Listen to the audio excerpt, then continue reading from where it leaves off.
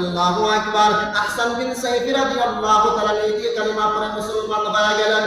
পৃথিবীর মানুষেরা শুধু আহসান বিন সাইফ কালিমা পড়ে কেন মুসলমান হলেন এখানে শেষ নয়। এই কথা বলতেছিলাম, আদাল মানে ইনসাফ করবে, তোমরা বিচার করো। ইনসাফের বড় দাম, আদালের বড় দাম। বিচার যদি ন্যায়ভাবে বিচার না করো তাহলে কিয়ামতের ময়দানে আল্লাহ রাব্বুল আলামিনের দরবারে আসামির কাঠগড়ায় আপনাকে আমাকে দাঁড়া করাতে হবে। শুধু একারে নয়, যেই কথাগুলো বলছিলাম, ইন্নাল্লাহা ইয়ামুরু বিল আদলি ওয়াল ইহসান ওয়া ইতাই যিল কুরবা, আত্মীয়তার সাথে ভালো ব্যবহার করা, ওয়া ইতাই যিল কুরবা ওয়া ইয়ানহা আনিল ফাহশাই ওয়াল মুনকারি ওয়াল বাগই, সমস্ত সুস্পষ্ট পাপ কাজ, সমস্ত মন্দ কাজ, এমনকি কোন মানুষের প্রতি কোন মানুষ জুলুম করা চলবে না। এবার আহসান বিন সাইফুল কিরাম বলল, প্রথম তিনটা বড় সুন্দর উপদেশ গ্রহণ করলাম। এরপরে বলতেন সুস্পষ্ট পাপ কাজ, কোন রকমের মন্দ কাজ করা যাবে না। এরপরে আল্লাহ রাসূল বলেছেন, ওয়াহসান বিন সাইফি, মানুষের প্রতি কোন রকম জুলুম করাও যাবে না। যদি জুলুম করো তাহলে তুমি কিয়ামতের ময়দানে আল্লাহ রাব্বুল আলামিন শাস্তির ব্যবস্থা করেছেন, ওই শাস্তি তোমাকে ভোগ করতেই হবে। আহসান বিন সাইফি আবার নিজের নেতা হওয়ার সত্ত্বেও বড় আদালত দিকে কাটিয়ে দেখলো, এত সুন্দর নসিহত যিনি করলেন, উনি সাধারণ কোন মানব হতে পারেন না, উনি আল্লাহর পয়গম্বর, কোনো সন্দেহ নাই। আহসান বিন সাইফ নিজেও কালিমা গ্রহণ করলো এবং তার জনপতি সবাইদেরকে, পুত্রের লোকদেরকেও কালিমা পড়ার প্রতি উৎসাহ দান করলো। সুবহানাল্লাহ।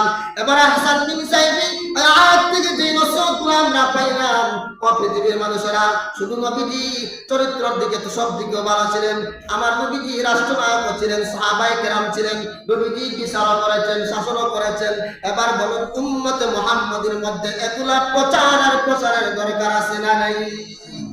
বিচার কেমন করেছেন? আমরা যদি ১৫০০ বছর পূর্বে তালাশ করে দেখেন, ইনসাফপূর্ণ বিচার কারা হয়, আদল কারা হয়। খলিফাতুল মুসলিমিন ওমর রাদিয়াল্লাহু তাআলা দেশের প্রেসিডেন্ট ছিলেন। দেশের প্রেসিডেন্ট ন্যায় ইনসাফপূর্ণ বিচার করতেন। খলিফাতুল মুসলিমিন রাত্রে বেলা ঘুমাতেন না। খলিফাতুল মুসলিমিন ওমর বলেন, আমি রাত্রে বেলা যদি ঘুমাইয়া যাই আর আমার শাসন আমলে যদি একটা কুকুর অনাহারে মারা যায়, তাহলে আমি ওমর কাল কিয়ামতের ময়দানে আল্লাহর আদালতে আসামির কাঠগড়ায় দাঁড়া হয়ে যাব। এটা ওমরের সিদ্ধান্ত যে কুকুর যদি মারা যায় আমি আল্লাহর দরবারে আসামি হয়ে যাব। আর আমাদের দেশে মানুষ মারা হয়, একটা পাখি মারা হলে বিচার হয় এই সমাজে, কিন্তু তার চেয়ে ভয়ঙ্কর বড় মানুষ মারা হয়। যেই দেশে পাখির দাম আছে মানুষের দাম নাই, এই সমাজে ইনসাফপূর্ণ কখনো আশা করা যায় না। খলিফাতুল মুসলিমিন ওমর রাদিয়াল্লাহু তাআলা রাত্রেবেলা সফর বের হয়েছেন। রাত্রেবেলা সফর বের হয়েছেন খলিফাতুল মুসলিমিন ওমর। গিয়া দেখেন একজন মহিলা কান পাতলেন, ভাঙ্গা একটা ঘরের মধ্যে বাচ্চাদেরকে বলতেছে, সবর করো বাবা, সবর করো, খাবারের ব্যবস্থা হবে, সবর করো। আর মহিলা বলতেছেন, জানি না এই দেশের প্রেসিডেন্টকে, এই দেশের রাষ্ট্রনায়ককে কিয়ামতের দিন আল্লাহর আদালতে আমি বিচার দিব। এই কথা যেই মাত্র খলিফাতুল মুসলিমিন ওমরের কানের মধ্যে আসলো, এবার ওমর রাদিয়াল্লাহু তাআলা দৌড় মারলেন, ঘরে আর ঢুকলেন না। যে ওনার একজন সাহাবীকে বললেন, গনিমতের মালগুলো আমার কাছে দাও। সুবহানাল্লাহ। গম দেওয়াটা দাও আর হাতুর দাও, আমি ওমরের কাছে দাও, আমি ওমর বহন করব। একজন সাহাবী বললেন, ও খলিফাতুল মুসলিমিন ওমর, আপনি হলেন দেশের প্রেসিডেন্ট, রাষ্ট্রনায়ক, আপনি বহন করা তো হয় না, আমার কাছে দাও। ওমর কি জবাব দিলেন? খলিফাতুল মুসলিমিন ওমর রাদিয়াল্লাহু তাআলা জবাব দিয়ে বললেন, শোনো ওরে সাহাবী,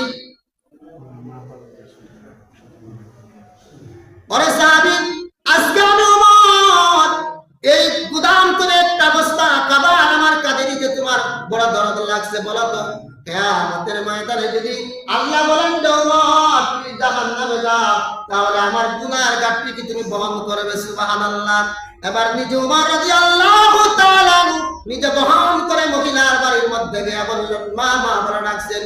ওমর রাদিয়াল্লাহু তাআলা নিজে রুটি বানাইয়া ওই বাচ্চাদের খাবার খাওয়াইয়া ঘুম পাড়াইয়া বললেন, ও মা, আগামী কাল তুমি রাষ্ট্রের মধ্যে তুমি যাইবাই, বিচার অন্তরায় তুমি যাইবাই, যেখানে বিচার হয় সেখানে তুমি গিয়া হাজির হইবাই।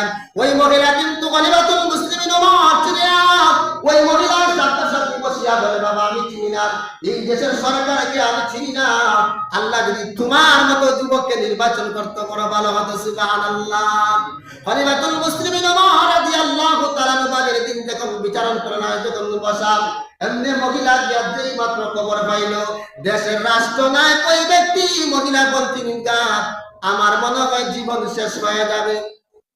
কারণ ওই রুদ্র গত রাত্রে আমার বাড়িতে রুটি বানাইয়া দিলেন, আমার মনে হয় জীবন শেষ। চিন্তা করেন তাহলে, বলেন কিভাবে আদর্শ যদি কোরআনে আয়াত কারিমা থেকে শিক্ষা গ্রহণ করে না, ইনসাফ কারক হয়, আদল কারক হয়, এমন যদি মেম্বার হয় তাহলে ইউনিয়নের মানুষের কষ্ট হবে না? হবে কি? এমন যদি ওয়ার্ডের মানুষের কষ্ট হবে না?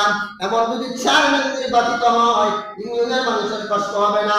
এমন যদি এমপি নির্বাচিত হয় জনগণের কোনো কষ্ট হবে না? কেন হবে না? কারণ কোরআন যাদের ভিতরে আছে, কোরআন ফলো করে করে যিনি চলবেন উনি বড় আল্লাহর ওলি হয়ে যাবেন। এজন্য আল্লাহ রাসূল বলেন কিয়ামতের ময়দানে কঠিন মুসিবতের সময় সাত শ্রেণীর মানুষকে আল্লাহ সাজিমের ছায়া টাকা দিবেন। এর মধ্যে প্রধান বলেছেন আল্লাহ রাসূল যারা ইনসাফপূর্ণ বিচার করবে, এই বিচারপতিকে আল্লাহ সম্মানের আশ্রয় দিবেন। আর সাজিমের ছায়া নিচে মেহমান হিসাবে মহান আল্লাহ রাব্বুল আলামিন কবুল করে নেবেন। কোন সুবহানাল্লাহ। তাহলে দেখুন ইনসাফপূর্ণ কারে কয়। ও মুসলমানরা, খলিফাতুল মুসলিমিন উমরের শাসন আমলে আমি গত জুমায় বলেছিলাম ঘটনা বার বলে দেই, খলিফাতুল মুসলিমিন উমরের আমলে যে ন্যায় বিচার কারে কয় এই কথা বুঝাবার জন্য ঘটনা মেন কথা হলো সামনে আনা। খলিফাতুল মুসলিমিন উমরের আমলে ওমর রাদিয়াল্লাহু তাআলা দেশের নায়ক ছিলেন। এমন অবস্থায় মদিনা থেকে একটা যুবক সফর করে যাবে বহুদিনে, প্রায় 350 মাইল দূরে। এই যুগ তৎকালীন যুগে কোনো গাড়ি ছিল না, কোনো প্রাইভেট গাড়ির ব্যবস্থা ছিল না, মানুষের যানবাহনের জন্য ঘোড়া ছিল, উট ছিল, এগুলা দিয়ে মানুষ যানবাহন দূরত্ব যাইত। এই যুবকের একটা মাত্র উট ছিল, যিনি যানবাহন করতে করতে অতিক্রম করে করে প্রায় 150 কিলোমিটার কম বেশ অতিক্রম করেছেন। এবার ইনি হেরান হয়েছেন। এবার একটা গাছের ছায়া দেখে একটা আশ্রয় নিলেন। আর পাশে দেখলেন একটা কাজুরের বাগান আছে, আরেকটা কাজুরের বাগান সবেমাত্র সারাগুলা মুজাইল ছাড়া উঠছে। এমন অবস্থায় ওই যুবকটা তার তার উঠগুলা ছাড়ি না, যুবকটার ক্লান্তির মধ্যে ঘুম এসে গেছে। আর সে তো হলো প্রাণী তো বুঝে না। উদাহরণ কি বলি, যদি আপনি একটা গরু ছাড়িয়ে 500 ক্ষেতের মধ্যে দান, গরুর যদি কোনো গরু সেখানে 4 নম্বর ক্ষেত, সাবধান খাইস না, রসি নাই গোলাপ পানবনি, তার কাছে 4 মিনিট নাই, যেটা পাইবে এটাই গ্রহণ করবো। এবার ওই যুবকের যখন ঘুম চোখের মধ্যে আসলো, ঘুম থেকে হঠাৎ করে তার ঘুম ভেঙে গেল। এমন অবস্থা ওই যুবকের যেই উটগুলা ছিল, উট তো প্রাণী জিনিস কিছুই বোঝে না, হাঁটতে হাঁটতে ওই আল্লাহর বান্দার কাজুর বাগান যেখানে নতুন সারা সবেমাত্র উঠলো, মানে গজাইলো, এই বাগানে যখন গিয়ে আশ্রয় নিল, তার পায়ের আঘাতের কারণে কতগুলা চারা নষ্ট হয়ে গিয়েছে। এবার মালিক তার বাগান পাড়া দেওয়ার জন্য আসছে। যখন বাগানের মধ্যে ঢুকলো, উঠিয়া মালিকের মেজাজটা গরম হয়ে গেল। মুরব্বী তাকে দেখে বাগানের যে কাজুরের সেরা এত কষ্ট করে আমি রোপণ করলাম, সবই মাত্র উঠলো, কিন্তু এই গুড়াটা নষ্ট করে দিল। এবার উঠের উপরে একটা কাঙ্কর হাতে নিয়ে যখন ডিল মারলো, আসলে মারার উদ্দেশ্য নয়, তার হায়াত শেষ। সঙ্গে সঙ্গে ওই উটগুলা জাগাত পড়ে মারা গেল। যেই মাত্র মারা গেল, এইদিকে যুবকের ঘুম ভেঙে গেল। ঘুমটা কি তালাশ করে করে তার কিন্তু উটগুলা পায় না। এমন অবস্থায় পার শব্দ ধরে ধরে ধরে ধরে এই কাজুর বাগানের মধ্যে ঢুকলো। এবার ওই মুরব্বী গুলা এইদিকে যখন বিল মারলেন, সাথে সাথে যখন উটগুলা মারা গেল, এবার মুরব্বী ভয় পাইলেন, আল্লাহ আমি তো মারার জন্য কিন্তু বিল মারি নাই, তারাইবারের জন্য মেরেছিলাম। আল্লাহ কিয়ামতের ময়দানে যদি তুমি আমাকে জাহান্নামী বলে স্বীকৃতি দিয়ে দাও, কেন আমি তোমার প্রাণীদের হত্যা করলাম? আল্লাহ তুমি এমন শাস্তি আমারে তুমি দিও না, আমার বিচারটা তুমি দুনিয়ায় করে নাও। এইদিকে যখন ওই উটের মারি গোলা তালাশ করে করে যখন পাড়ের মধ্যে ক্ষেতের মধ্যে আসিয়া দেখে এইদিকে একটা মুরব্বী দাঁড়ানো, হাতের মধ্যে বড় একটা কাঙ্কর, আরো দেখা যায় আমার একটা তার প্রাণীগুলা মারা গেল, উটগুলা মারা গেল। এমনি ডাক দিয়া বললো, মুরব্বী চাচা, ও চাচা আমার উটগুলা কেমনে মারা গেল, তুমি কি দেখছো নি বা জানো নি? এই মুরব্বী মিথ্যা বলে নাই, বলেছে ও যুবক আমি নিজে মেরেছি, সব কথা বলেছে। এজন্য তো আল্লাহ বলেন কাওলান সাদীদা, যখন কথা বলবে সদা সত্য কথা তুমি বলো, সত্যই মানুষকে বিজয়ী দান করে। আমার অবস্থা ওই যুবকগুলোর মেজাজটা গরম হয়েছে, যুবক হাতটা লইয়া দিবে মুরব্বীর একটা, সাথে সাথে মুরব্বী অন্যদিকে মারা গেল। এবার মুরব্বী বলে, আল্লাহ আমি তো মারার জন্য তোমার বান্দার গায়ে আঘাত করি নাই, আল্লাহ আমি তো মার্ডার করেছি, আল্লাহ তুমি আমার শাস্তি দুনিয়াতে দাও, জাহান্নামে শাস্তি দিও না। এমন অবস্থায় যুবকটা আল্লাহর ভয়ে জায়গায় দাঁড়ানো আছে। এমন অবস্থায় সূর্য ডুবে ডুবে যাবে অবস্থা, বিকাল বেলা হয়েছে।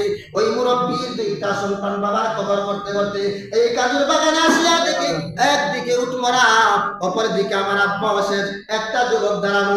ওই ধরো যুবক ডাক দি বলল, যুবক আমার আব্বা কে মেরেছে তুমি কি জানো নি বা দেখছো নি?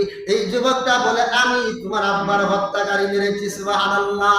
আমরা ধরো যুবক বললাম, ও যুবক তুমি আমার আব্বাকে তুমি মেরেছো। ও যুবক রে, চলো খলিফাতুল মুসলিমিন ওমর বলেন বিচারপতি, বিচারের মধ্যে চলো, এখানে বিচারের ফায়সালা হবে। ওমর যেই বিচার করবে তুমি কি গ্রহণ করবে? যুবকটা বলল, খলিফাতুল মুসলিমিন ওমর বিচারের যে রায় দিবে এই রায় আমি গ্রহণ করব। সুবহানাল্লাহ। খলিফাতুল মুসলিমিন ওমরের দরবারে যখন যাওয়া হলো, খলিফাতুল মুসলিমিন ওমর রাদিয়াল্লাহু তাআলা বললেন, ও যুবক তুমি কি তার আব্বাকে হত্যা করেছো? জি আমি হত্যা করেছি আল্লাহর নবীর সাহাবী, আমি এর জন্য দায়ী। কি সুন্দর বিচার। এবার বিচারের রায় দিলেন ওমর, হত্যার বদলে হত্যা হবে। তুমি তার বাবাকে হত্যা করেছো, তোমাকে হত্যা করা হবে।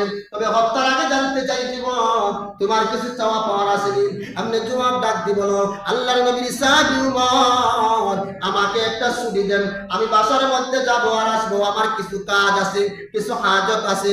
কিন্তু ওমর রাদিয়াল্লাহু তাআলা বললেন, এটা কিন্তু ইসলাম গ্রহণ হবে না। যদি তুমি নাও তাহলে আমি বিচারের প্রতি এই জনবাচ্চার সামনে আমি কি জবাব দিব?